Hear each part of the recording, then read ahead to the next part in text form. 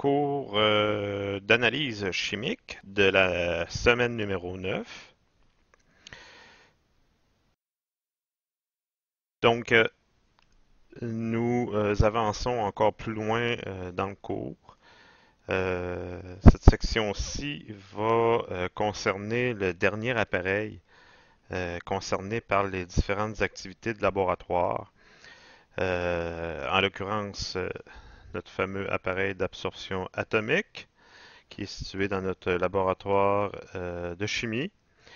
Cette théorie-là va nous permettre de mieux comprendre l'utilisation de l'appareil, ses applications, ses limitations, la façon de s'en servir pour obtenir des résultats fiables.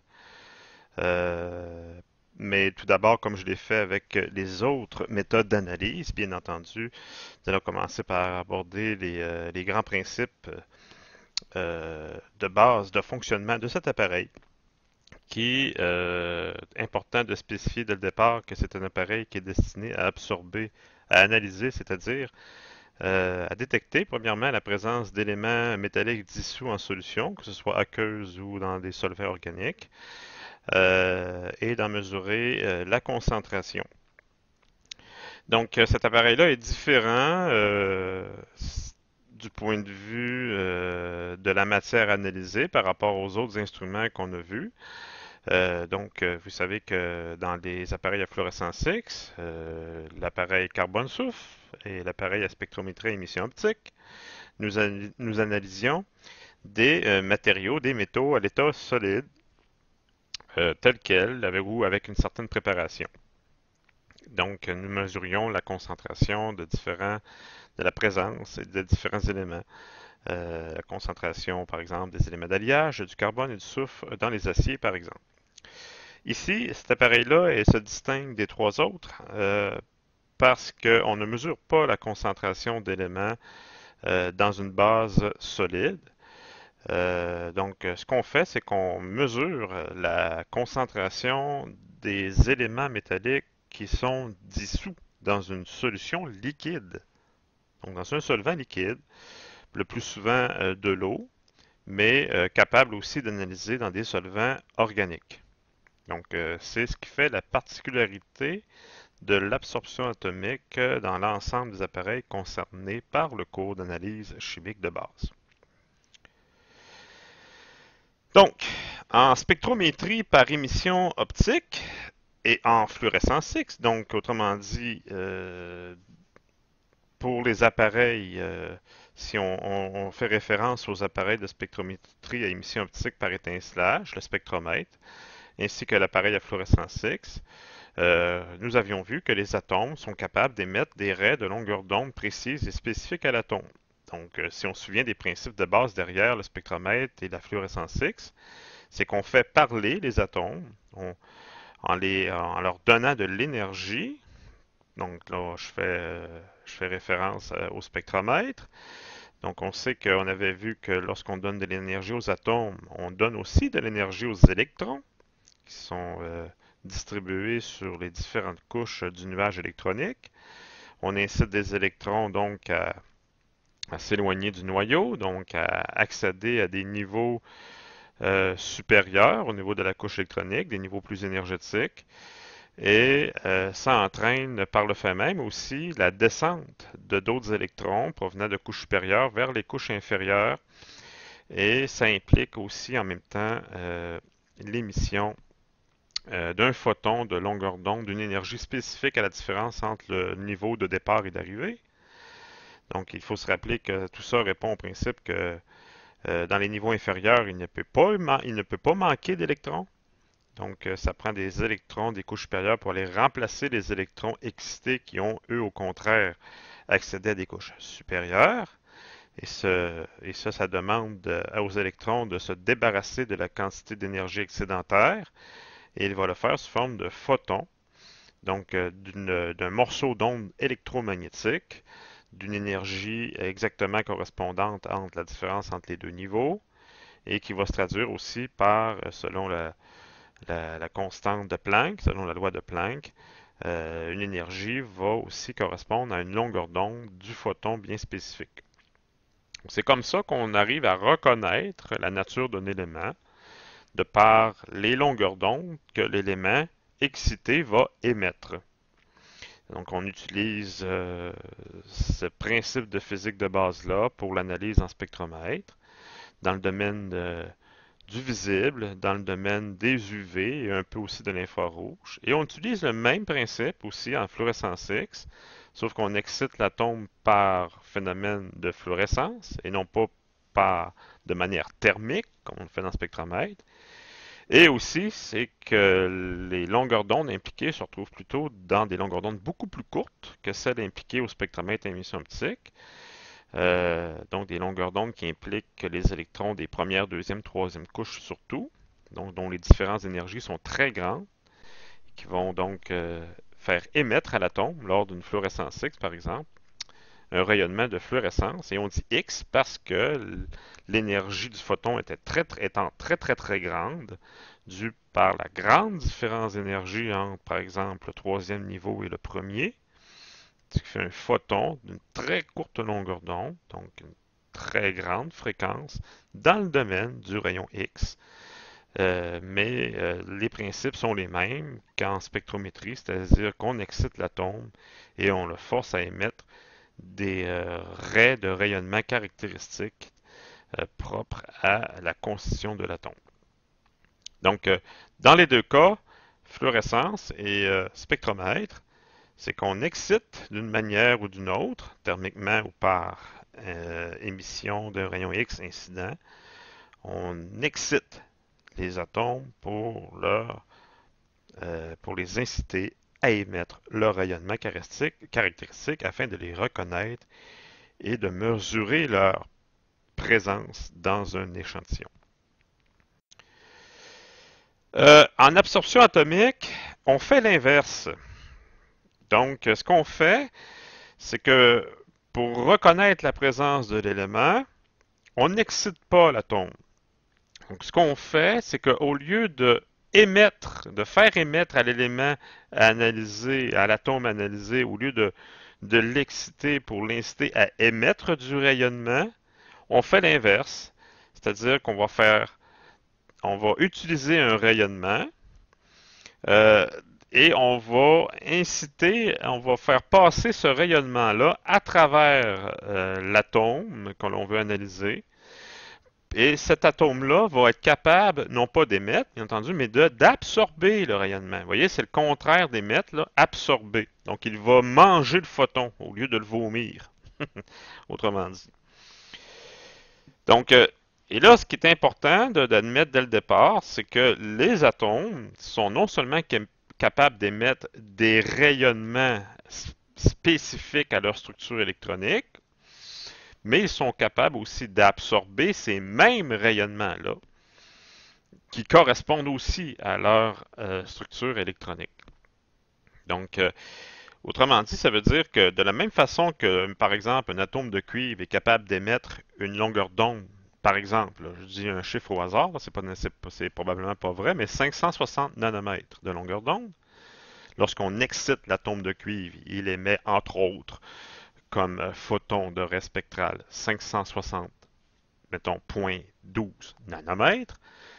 Ben, si on fait passer ce rayonnement-là provenant d'une source extérieure à travers le même atome, l'atome va être capable de l'absorber. Donc le rayonnement va être en tout ou en partie absorbé, il va être mangé par l'atome. Donc autrement dit, l'atome rentre en résonance avec sa propre longueur d'onde qu'il est capable d'émettre. Si on y fait passer un rayonnement légèrement différent au même atome de cuivre-là, mettons 562, qui est une longueur d'onde que l'atome de cuivre n'émet pas lorsqu'on l'excite, ben ce rayonnement-là de 562, parce qu'il est trop différent du 560.12 par exemple, ben, si ce rayonnement-là, le cuivre n'est pas capable de l'émettre, ben, il ne sera pas non plus capable de l'absorber. Donc ce rayonnement-là, d'une longueur d'onde différente, va passer tout simplement à travers l'atome comme si rien n'était, comme si l'atome n'était pas là. Donc ça, c'est important d'admettre au départ. Donc, L'absorption atomique, là, le nom de la science ou le nom de la technique, en français, ça s'appelle la spectroscopie d'absorption atomique. Donc, c'est une méthode quantitative, donc qualitative bien entendu, mais surtout quantitative, d'analyse applicable à de nombreux métaux et certains métalloïdes. Métalloïdes comme par exemple le silicium. Donc, on est à peu près capable d'analyser tous les métaux par absorption atomique. Donc, le principe, le faisceau de lumière incident, composé d'une longueur d'onde qui correspond au potentiel d'excitation de l'élément présent dans sa forme élémentaire atomique dans la flamme. Donc là, ici, on parle d'une flamme. Là. Je vais vous expliquer tantôt là, pourquoi il y a une flamme qui intervient ici dans le principe. Donc, le rayonnement produit par une source extérieure passe dans une flamme et dans cette flamme-là, il y a l'élément analysé. Donc là, c'est sûr que là, j'ai pas tout expliqué le principe de fonctionnement, mais vous allez le comprendre un peu plus tard en quoi elle peut intervenir, à quoi sert la flamme en question. Et l'élément qui est amené dans une flamme, à travers laquelle passe un rayonnement externe, il est absorbé en partie par les atomes amenés dans la flamme. Donc, l'idée est qu'une estimation du nombre de photons absorbés peut être reliée à la concentration de l'élément dans la solution analysée.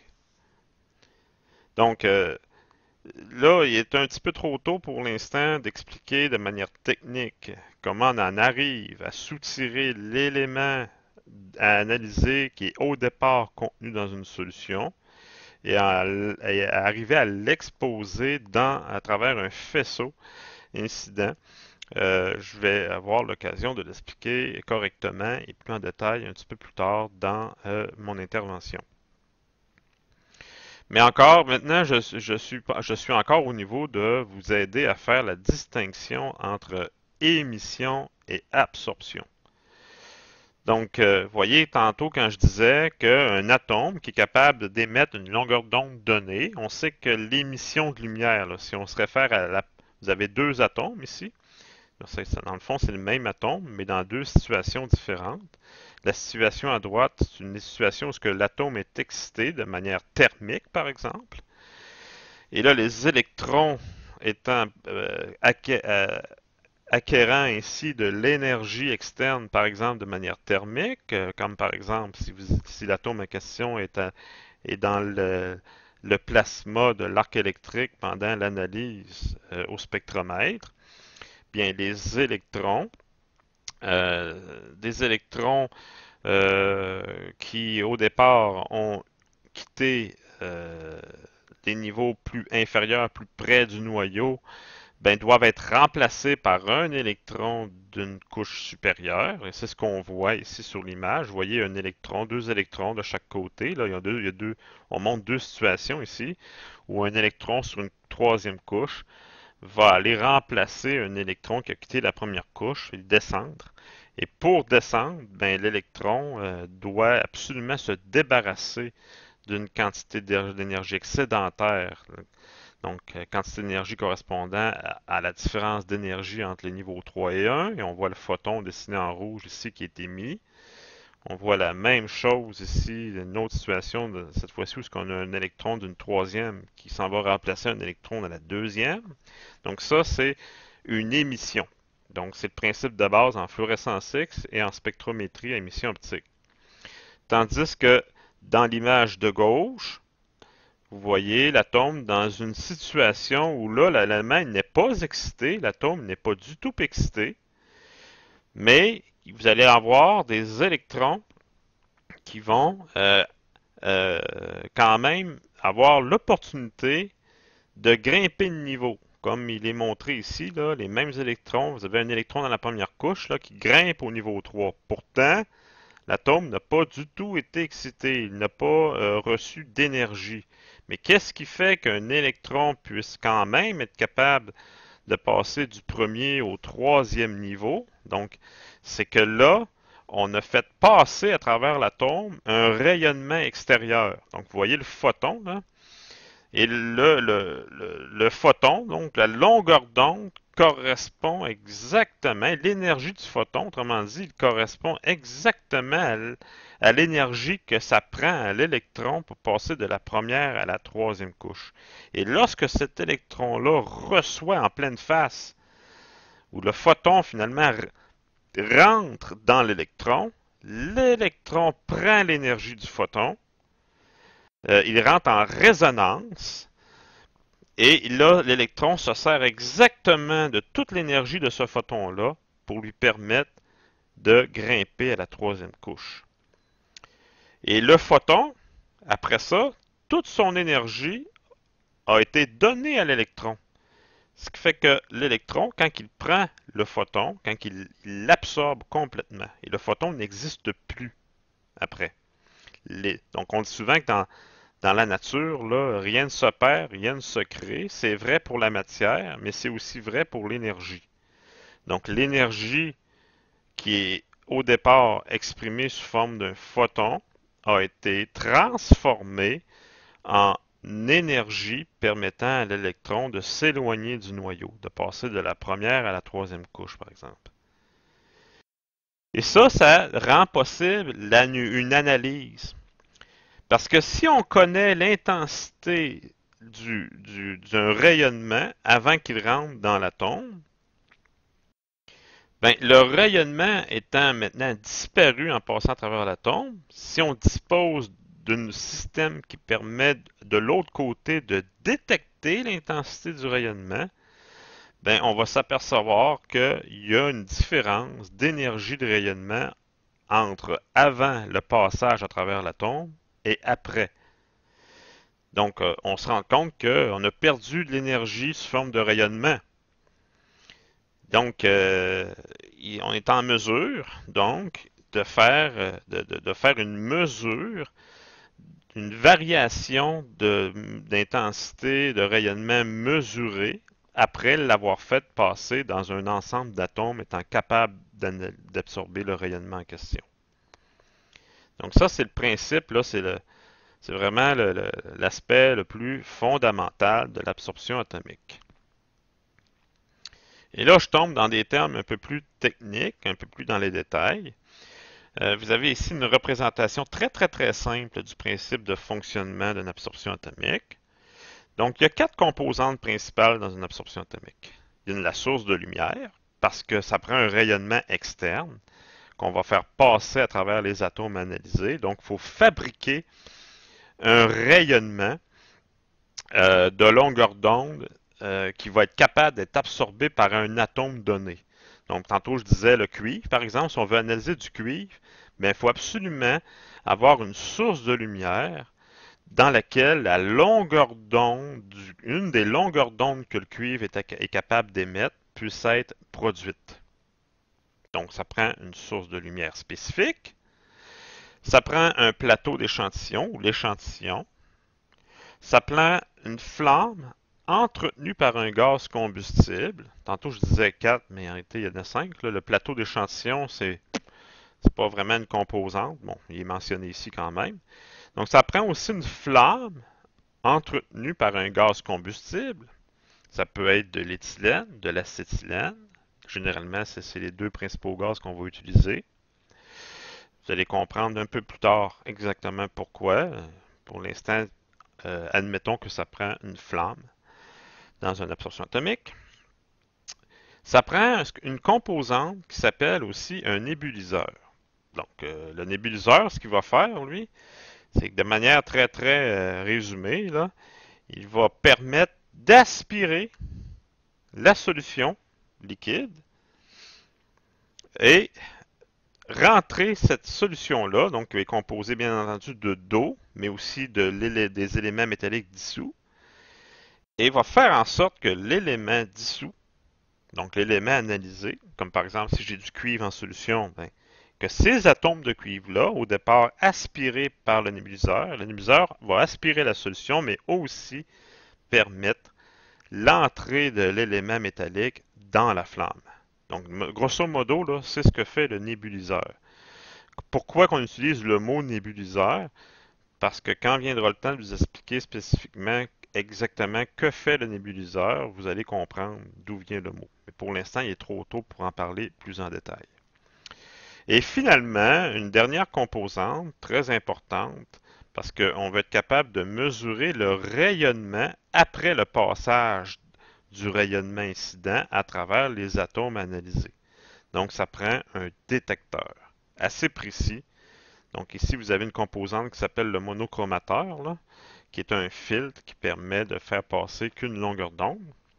Mais au bout de la ligne, vous avez le détecteur, un détecteur CCD, presque du même type que ce qu'il y a dans le spectromètre à émission optique, qui va être en mesure de transformer l'intensité du signal en courant électrique.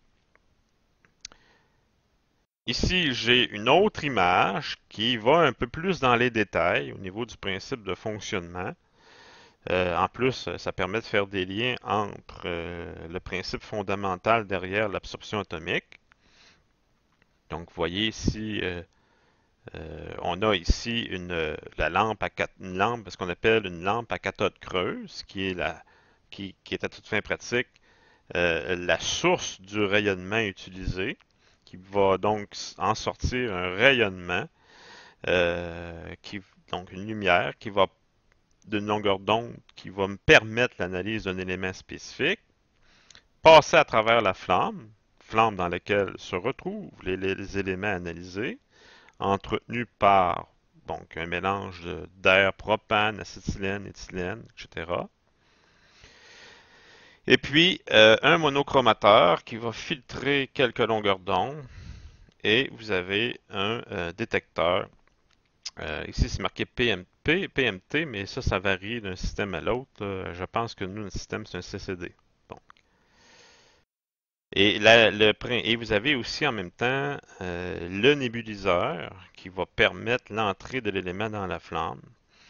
Donc, au départ, l'échantillon en solution est aspiré. Le nébuliseur va transformer le liquide en aérosol qui va être à son tour injecté dans la flamme.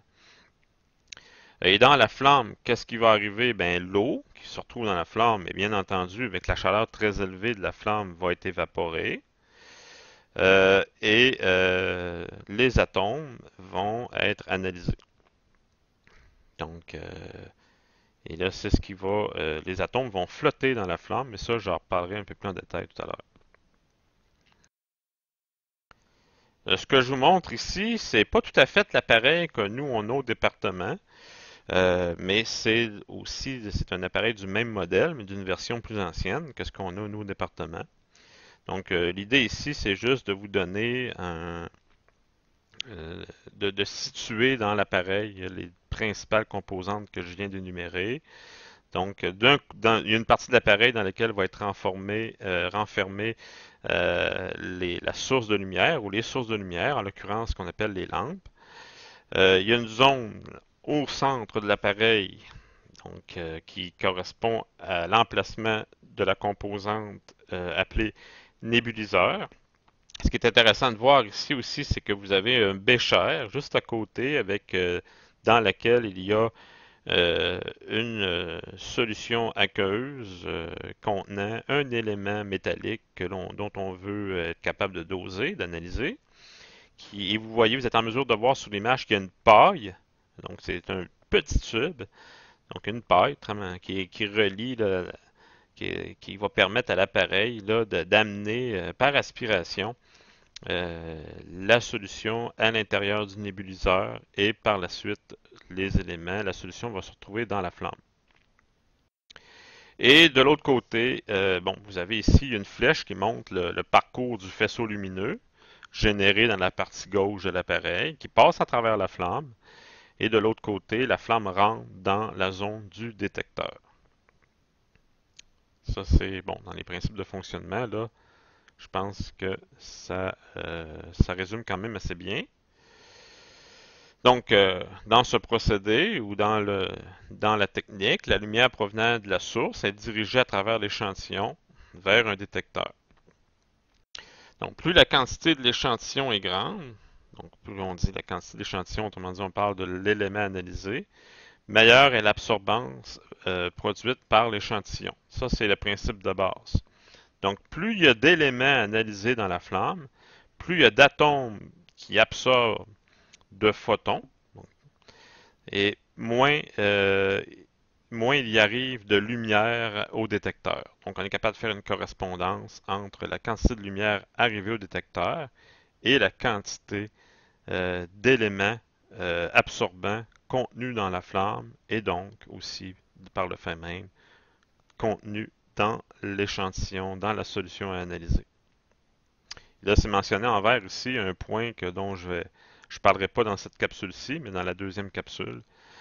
Et on fait mention de faire attention parce qu'il y a une limite de concentration qu'il ne faut pas dépasser pour être capable de faire la correspondance. Vous allez comprendre à ce moment-là dans la section correspondante dans la prochaine capsule. Je vais m'attarder maintenant dans une des principales composantes de l'appareil, la source de lumière qui est utilisée pour l'absorption atomique, qui est une lampe qu'on appelle une source de lumière qu'on appelle une lampe à cathode creuse. Qui est constituée, toute fin pratique, là, c'est assez simple. Là, c'est une cathode et une anode, donc deux électrodes qui sont respectivement branchés sur une source électrique de manière à ce que la cathode puisse agir en tant que cathode et l'anode agir en tant qu'anode, bien entendu. Et entre la cathode et l'anode, la différence de potentiel va être suffisante. Là, on parle généralement en haut de une centaine de volts pour inciter des électrons à quitter la cathode et à aller vers l'anode. Donc, c'est ce que le parcours des électrons, c'est ce que les électrons vont faire. Mais ce qui est important de savoir aussi, c'est qu'à l'intérieur de la lampe, il n'y a pas d'air. Donc, il n'y a pas d'oxygène, il n'y a pas d'azote, mais on remplace l'air par un gaz à une certaine pression, quand même beaucoup plus basse que la pression atmosphérique. On remplace par un gaz ionisable, comme de l'argon. Donc, là, ce qu'on fait, c'est qu'on applique une différence de potentiel entre 100 et 400 volts, dépendant des lampes. Des électrons, donc, vont être incités à quitter, à se rendre vers l'anode, autrement dit, à quitter la cathode et se rendre vers l'anode. Donc, il y a une très grande vitesse. Et les électrons, ben, ils vont rentrer en collision ils vont rentrer en collision avec avec le gaz qui remplit le tube. Donc, généralement, c'est de l'argon. Donc, et là, qu'est-ce qui va arriver? C'est que l'argon va être à son tour ionisé. Sous sa forme positive. Parce que les électrons, eux, ce qu'ils vont faire, c'est qu'ils vont rentrer en collision avec les électrons de la couche électronique d'argon. Et là, l'argon va être ionisé. Les atomes d'argon vont être ionisés, c'est-à-dire qu'ils vont perdre un ou deux électrons. Et donc, ils vont se retrouver automatiquement chargés positivement. Et ces ions d'argon-là, étant chargés aussitôt positivement, parce qu'il leur manque un ou deux électrons, ben, vont être automatiquement attirés à grande vitesse par le pôle négatif, en l'occurrence la cathode. Et le bombardement, et donc la cathode va être bombardée par le gaz inerte, les ions de gaz inerte. Et ça va faire en sorte que les atomes, donc la cathode va être fortement excitée, va chauffer en température. Donc il va y avoir arrachement même d'un atome à la cathode suite à cette collision. Et là, ça va créer un nuage de vapeur métallique excité. Donc les atomes de la cathode va donc émettre son rayonnement caractéristique en étant excité. Donc, s'ensuit donc, comme on sait déjà, lorsqu'on excite un atome, il y a émission de la signature spectrale de l'atome en question. Et il y a une des longueurs d'onde qui va être choisie parmi toutes celles qui ont été émises par l'atome excité provenant de la cathode, il va y avoir un filtre qui va laisser passer qu'une longueur d'onde qui va être utilisée pour l'analyse. Le tube est généralement fabriqué, le contenant du tube est généralement fabriqué en quartz parce que très souvent on utilise des longueurs d'onde dans le domaine des UV parce que leur rendement est meilleur. Et le quartz a comme particularité de laisser passer les UV contrairement au verre ou à la silice. Donc, ce qui est important de dire ici, c'est que la cathode, donc, qui est utilisée pour la lampe, c'est elle qui émet le rayonnement. Et donc, on sait que, comme je l'ai expliqué tout à l'heure, que la longueur d'onde qui doit être traversée, qui doit traverser les atomes analysés, doivent correspondre exactement à une longueur d'onde que ces atomes-là sont capables d'émettre. Donc, ça veut donc dire que c'est simple. Il faut que le métal utilisé pour faire la cathode de la lampe soit de la même nature que le métal que l'on veut analyser. Donc, par exemple, si mon intention est de doser ou d'analyser la concentration de cuivre dans une solution, je dois donc utiliser une lampe dont la cathode est en cuivre pur. De sorte, de cette façon-là, je vais être certain d'émettre uniquement des photons provenant du cuivre et donc absorbables par le cuivre. Donc ici, l'image montre l'intérieur d'une tube à cathode creuse, une lampe à cathode creuse. Donc voilà. Ensuite, ce que vous voyez ici, c'est que l'appareil doit donc permettre à l'utilisateur de pouvoir utiliser la lampe dont il a besoin. Donc, premièrement, il faut acheter les lampes qui viennent à part de l'appareil. Donc, si je suis une entreprise, par exemple, qui fait du plaquage au cuivre et que je ne... Et ce qui m'intéresse, moi, c'est de contrôler la teneur en cuivre dans mon bain de plaquage au cuivre, ben, je vais donc acheter au minimum une lampe pour l'analyse du cuivre, dans laquelle la cathode est faite de cuivre, que je vais pouvoir placer sur un réceptacle que vous voyez ici. Ici, vous voyez 4 réceptacles du même modèle de l'appareil qu'on a au département, sauf que nous, on a le modèle à 2 réceptacles. Quand vous allez faire le laboratoire, ou si vous l'avez fait déjà, vous avez remarqué, ou vous allez remarquer qu'il y a 2 emplacements prévus pour les lampes. Mais la compagnie, le modèle d'appareil que nous avons acheté, a 3 versions. Donc, il y a une version à 2 réceptacles, à 4, comme vous voyez à l'écran ici, et à 12. Donc, tout dépendant, ce que ça permet, pourquoi en avoir plusieurs comme ça? Parce que dans le fond, théoriquement, on aurait besoin d'un seul réceptacle. Sauf que ce que ça implique, c'est que si on veut mesurer dans une même journée plusieurs éléments différents, il faut donc premièrement disposer de chacune des lampes. Donc, si par exemple, dans une journée, je prévois analyser non seulement la teneur en cuivre de ma solution, mais aussi je m'intéresse à la teneur en zinc ou en nickel et en, je sais pas moi, en fer, ben, je dois donc acheter 4 lampes différentes, une pour l'analyse du cuivre, une pour le zinc, une pour le nickel, une pour le fer. Et quand je viens pour analyser l'élément, il faut que je place la lampe dont j'ai besoin. Donc ici, si mettons dans une journée, je suis une compagnie, moi, puis je ne fais qu'analyser 4 métaux différents, ben je pourrais acheter cette version-là que vous voyez à l'écran avec 4 réceptacles. Et là, je place chacune de mes 4 lampes spécifiques à l'analyse de mes 4 éléments sur chacun de leurs réceptacles. Et là, je n'ai pas à enlever ou remettre les lampes dont j'ai besoin. Donc, je sauve du temps. Donc, je n'ai qu'à sélectionner, autrement dit, sur l'appareil, sur quel réceptacle parmi les 4 je dois alimenter électriquement et que je veux utiliser, sans avoir à enlever ou remettre les lampes. Donc, ça, c'est l'avantage que ça procure. Nous, au département, pour des raisons d'économie, ben, on a acheté le 2. Mais on a aussi une vingtaine de lampes différentes. On est capable d'analyser entre 18 et 20 éléments différents. Mais ce qu'on fait, c'est qu'on se contente d'enlever la lampe et de remettre celle dont on a besoin. On a 2 supports lampes disponibles.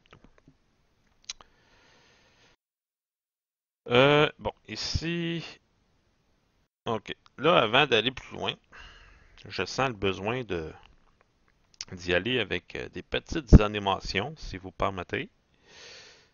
Donc,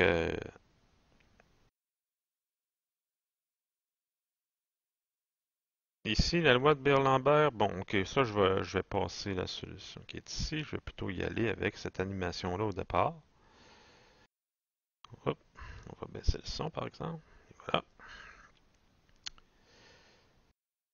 Donc, une petite animation YouTube pour le fait que en absorption, un rayonnement arrive dans la particule.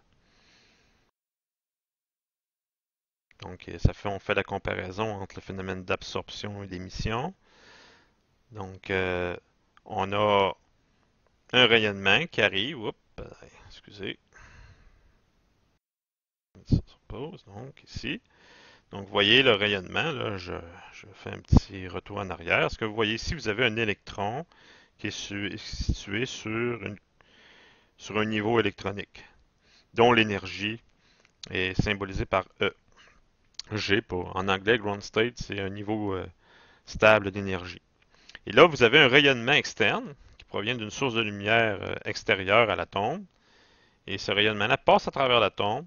Et le photon va percuter l'électron. Ouf. HV, c'est quoi ça? C'est tout simplement H, c'est la constante de Planck. Okay. Et V, c'est l'énergie de l'atome, du photon, qui correspond à une longueur d'onde donnée. Et là, vous voyez le photon, parce qu'il a l'énergie exactement égale à l'énergie que ça prend l'électron pour aller sur une autre couche électronique de l'atome. Donc l'état excité, autrement dit. Voilà. Donc là, le rayonnement est complètement absorbé. Comme ça.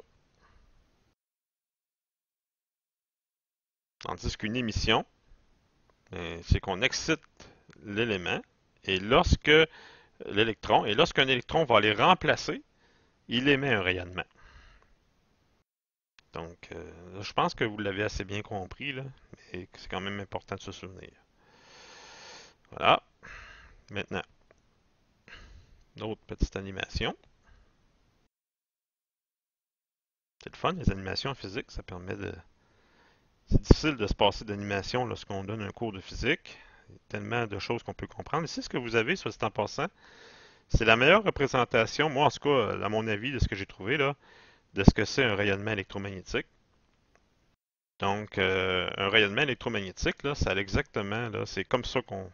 C'est la meilleure façon dont on peut le montrer. Donc, c'est un champ électrique et à 90 degrés, vous avez un champ magnétique. Donc, lorsque vous avez, par exemple, une particule électrique qui change de niveau d'énergie ou qui oscille dans l'espace, étant donné que la particule elle est électriquement chargée, lorsqu'elle oscille dans le vide elle va faire des vagues électriques. Donc, comme par exemple, si vous bougez votre doigt dans l'eau, quand vous prenez votre bain, l'oscillation de votre doigt crée une onde mécanique. Okay? Votre doigt pousse les molécules d'eau et cette poussée se fait de molécule en molécule, donc des vagues.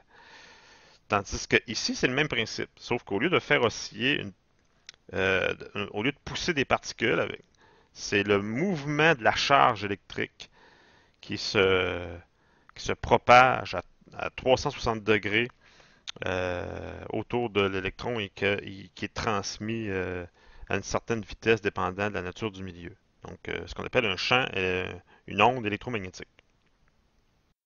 Voilà.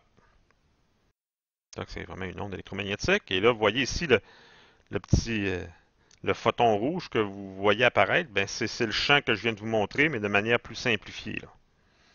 Donc, et là, on comprend que lorsque cette onde-là arrive à travers un atome, donc lorsque le champ magnétique ou l'onde électromagnétique arrive dans un atome, et là, vous voyez l'intérieur de l'atome avec les électrons, le champ magnétique va rentrer en collision avec un des électrons dans le nuage électronique.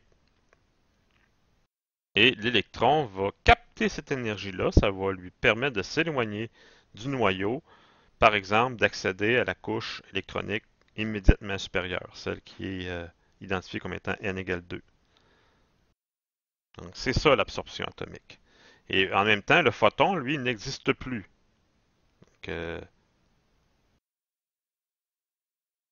Donc, c'est à l'absorption atomique prend comme principe, est à la base du phénomène du fait qu'un électron est capable d'absorber un photon. Voilà. Donc, je pense que l'animation est...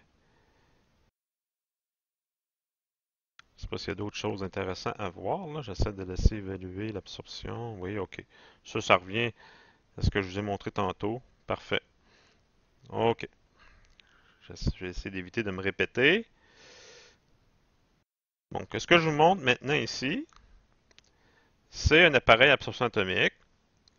C'est pas tout à fait l'appareil que je vous ai montré tantôt. Il a juste montré qu'il existe différents modèles.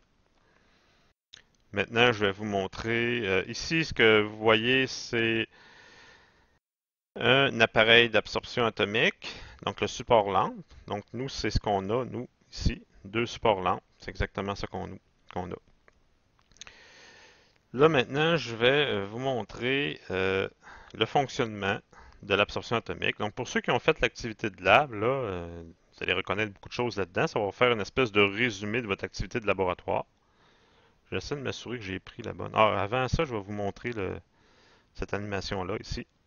Donc ici, vous avez une représentation d'un appareil d'absorption atomique, la lampe à cathode creuse qui est représentée à gauche, la flamme entretenue avec un combustible qui est la partie centrale. Vous avez la paille ici, là, qui représente finalement l'aspiration de la solution, et vous avez un ordinateur qui représente ici le traitement de données.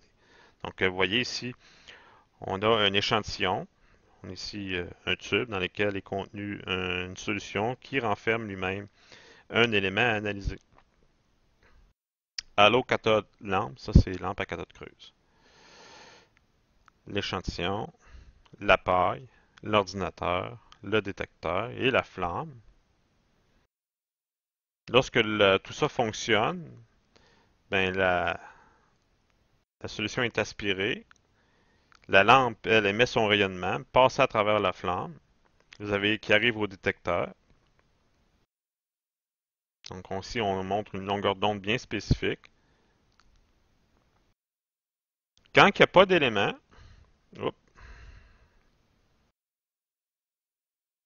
donc quand il y a l'absence d'un élément capable d'absorber le rayonnement, comme par exemple si j'ai une lampe à cathode creuse constituée avec une cathode de cuivre, ce qui va donc me permettre de faire l'analyse du cuivre. Si dans la solution, il n'y a aucun atome de cuivre, donc il n'y aura aucun atome de cuivre dans la flamme, donc tout le rayonnement va passer à travers la flamme sans être absorbé, et tout ce rayonnement-là va arriver au détecteur, et donc vous allez avoir 100% du rayonnement provenant de la source qui arrive au détecteur. Il n'y a pas d'absorbance. C'est 0% absorbance ou 100% transmission. Maintenant, ce qu'on va faire pour en arriver à avoir un résultat, c'est qu'au départ, il faut disposer de solutions standards dont on va fabriquer en connaissant à chaque fois la concentration exacte de l'élément analysé. Donc, par définition, ça s'appelle des solutions standards. Au départ, aussi, ce qu'il faut avoir absolument, c'est une solution qu'on est certain qu'il ne contient aucun élément, aucune présence de l'élément analysé. Et fabriquer des standards qui vont contenir l'élément analysé, mais en différentes teneurs connues. Et ça ne prend pas des grosses concentrations en absorption atomique. Donc, vous voyez, 10 ppm, ça pourrait être un premier standard à utiliser. 10 ppm, ça veut dire partie par million. Donc, ça correspond à toute fin pratique là, au nombre d'atomes dans 1 million de molécules de solvant. 10 ppm. Donc, si mettons, vous avez dans une ville de 1 million d'habitants, et dans 1 million d'habitants, ben, chaque habitant est représenté par une molécule d'eau dans la solution. ben, 10 des particules dans le 1 million. Mettons, vous avez une ville de 1 million d'habitants au total, ben, il y a seulement 10 habitants qui sont représentés par des atomes de l'élément analysé. Donc, par exemple, du cuivre. Donc, ça voudrait dire que vous avez 10 atomes de cuivre qui mélangés à 999 990 molécules d'eau. Et là, on va faire d'autres standards de différentes concentrations. Donc, dans l'exemple ici, on a décidé d'utiliser trois standards, donc 10, 20 et 30.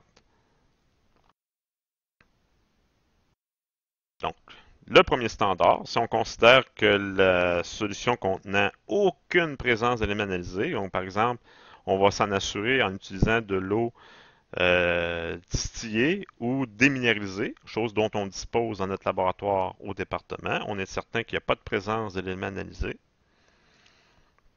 0 parties par million. On fait passer cette solution-là et on va aller chercher, autrement dit, la référence. On va donc connaître l'intensité pure du rayonnement au détecteur. Le niveau, donc le système va être capable, le détecteur mesure l'intensité reçue, l'intensité du rayonnement propre provenant de la source de lumière qui correspond à aucune absorbance. Donc ça va être la première, la référence numéro 1.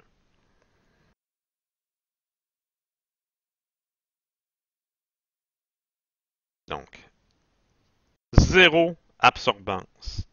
Donc, dans l'appareil, vous allez le constater lorsque vous allez faire votre laboratoire, sur l'interface, l'appareil va nous indiquer qu'il n'absorbe absolument rien n'est absorbé, le rayonnement n'est pas du tout absorbé, ou nous, on va plutôt lui dire, parce qu'on sait que notre solution ne contient pas de cuivre, par exemple.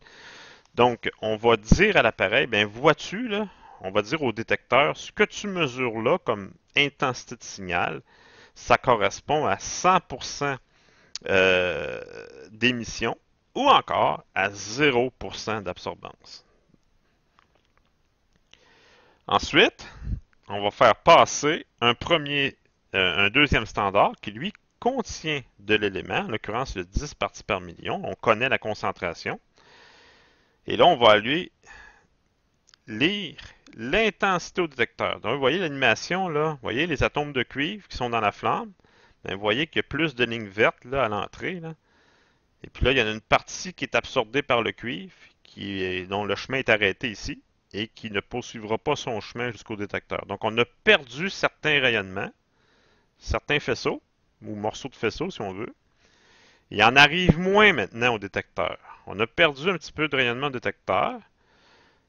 Donc, le détecteur, il s'en rend compte qu'il a détecté un peu moins que la première fois.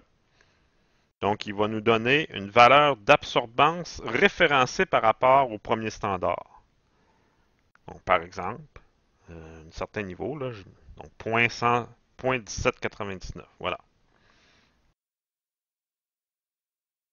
Donc, vous voyez que c'est pas zéro, là, parce qu'on sait qu'on a une présence de cuivre dans le premier standard. On a fabriqué un standard de concentration connu de 10 parties par million. Et on y va avec le troisième standard qui lui contient 20 parties par million. Donc 2 fois plus d'atomes de cuivre que le précédent. Voilà, on les amène dans la flamme et vous allez encore davantage de rayonnement absorbé. Et donc le détecteur va transmettre l'information à l'ordinateur et nous envoyer une valeur numérique qui va correspondre pas mal à 2 fois la valeur qu'on avait avec le premier standard, donc ici 0.399. Et finalement, on va refaire une dernière fois avec un quatrième standard, remesurer l'intensité au détecteur encore une fois. 30 parties par million, davantage d'atomes de cuivre dans la flamme, moins de rayonnement qui arrive au détecteur, donc absorbance plus élevée encore, que le système va mesurer avec une valeur encore plus élevée. Donc ici, par exemple, 0.5842. Voilà. Et là, ce qu'on fait avec ces informations-là, on va fabriquer une courbe de calibration. Donc, on va faire une corrélation entre les concentrations connues de nos standards en éléments à analyser, en ppm généralement, et la valeur d'absorbance mesurée par le détecteur. Et donc, ça va donner, dans l'exemple à l'écran, ça va donner 4 points, une courbe avec 4 points. Donc 0, 0. Ensuite, en axe Y, on va mettre l'absorbance et en axe des X ou horizontal, on va mettre la concentration du standard. Et là, on va relier les 4 points ensemble pour faire ce qu'on appelle une courbe de calibration pour le cuivre, par exemple. Voilà.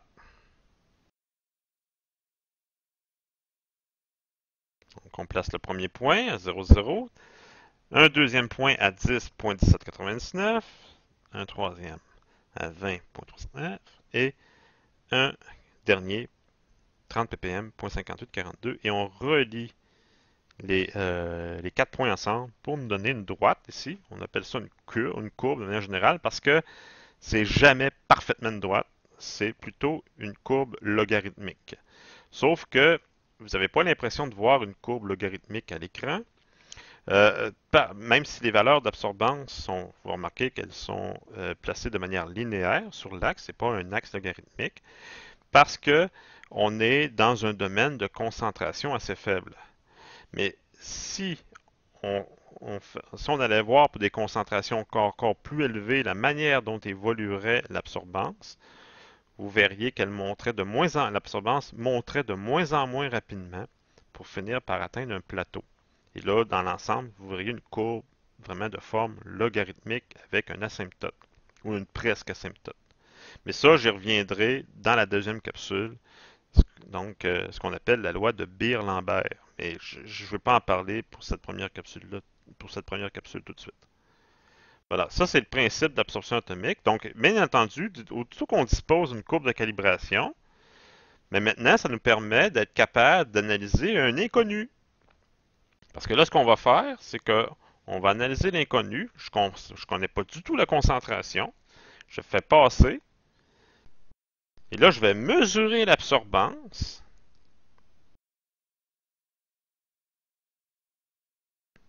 Par exemple, hop, l'inconnu me donne une absorbance de 0.25. Et là, je vais aller sur ma courbe. Je vais me mettre à 0.25 sur l'axe vertical. Puis je vais aller lire avec la droite à quelle concentration ça correspond. Donc, la position de la croix. La petite croix rouge, je m'en vais lire la concentration et paf, et voilà. Donc, ça s'avère que dans l'exemple, l'inconnu avait une concentration de 11 parties par million, 11 ppm. Donc, ça explique quand même assez bien le fonctionnement de l'absorption atomique, en tout cas, la manière dont, là, maintenant, vous comprenez un peu mieux comment on en arrive à obtenir la concentration d'un élément par absorption atomique dans une solution aqueuse. Je vais seulement prendre le temps, encore une fois, de vérifier le temps qui me reste, le temps que j'ai utilisé.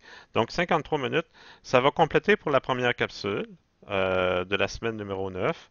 Et je terminerai, en tout cas, tenterai de terminer en ce qui a trait à l'absorption atomique à la deuxième capsule.